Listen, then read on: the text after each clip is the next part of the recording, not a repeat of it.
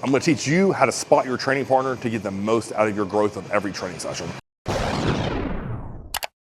right, guys and girls, a common problem around gyms everywhere, and one of the reasons why I don't ask most people to spot me is I don't trust them to spot me properly. And what I'm gonna talk to you about in the premise of this video today is I need to help either my training partner or someone needs to help me through the sticking point of the lift, where it's the hardest, where I'm gonna reach failure, but then a little help will get me past that sticking point and then to be able to complete the rep. So the two examples I'm gonna give here today are leg extensions and the leg press. And that's because they have very different strength curves or strength profiles. With this leg extension, I'm very strong at the bottom, right? So at the bottom of this, I could put way more in there than what I can get at the fully contracted position. So what I'm gonna get Chaz to do is he's gonna set his camera up on the tripod and he's gonna show you how I like someone to spot me on the leg extension where the sticking point is gonna be mid-range to lockout. So if you watch there, I reached failure. When I did hit that sticking point right in the mid-range of that rep, then that's where he took his hands on me. He helped me all the way to contraction. And then once I got there, he completely removed his hand. A spotter does not need to spot you on the negative portion of the rep. If they do, the weight is simply too heavy and you don't have a right to lift it, in my opinion.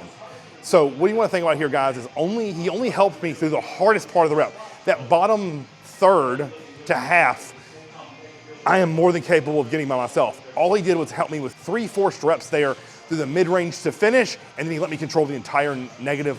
Now, what I want you to pay close attention to is watch the difference here between the leg extension versus the leg press. With this leg press, or any leg press in general, the strength profile of this is it's the heaviest at the bottom where my knees are at my chest, through the mid-range, and then at lockout, it's super simple. So the exact opposite of the leg extension, right? So when I need him to spot me is in the bottom to mid, and then once I get to the middle, his hands are off because the lockout is simple. I can get that all day long. The only time he would ever help me with lockout is if I'm going to total failure and he's helping me get the sled racked. So I do want to be very clear about that. If we were taking a set to true failure and it got to the point where I couldn't even lock it out, he would help me push it up and get the handles in.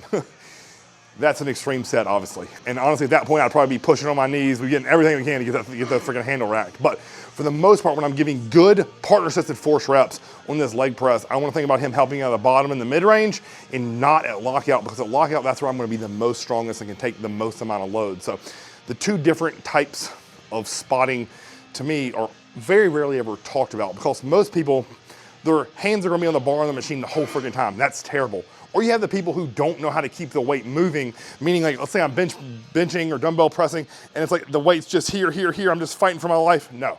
A good spotter will keep a good amount of momentum or just bar speed, right?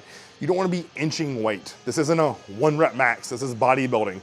So we need to keep the weight moving, but not flying up at the same time, where if you have someone and they're just helping you do this and you barely even feel your chest, get your hands off the freaking bar. That's one of my biggest pet peeves, if someone's spotting me on anything and their hands are always on the machine, the weight, the dumbbell, the cable, me, I'm like, stop it. I don't need help until I need help. And then by all means, help away, but not so much where it takes all the muscle out of it and you're doing the reps, right? So kind of a cool rule of thumb that I have for all my spotters and anyone out there watching, right?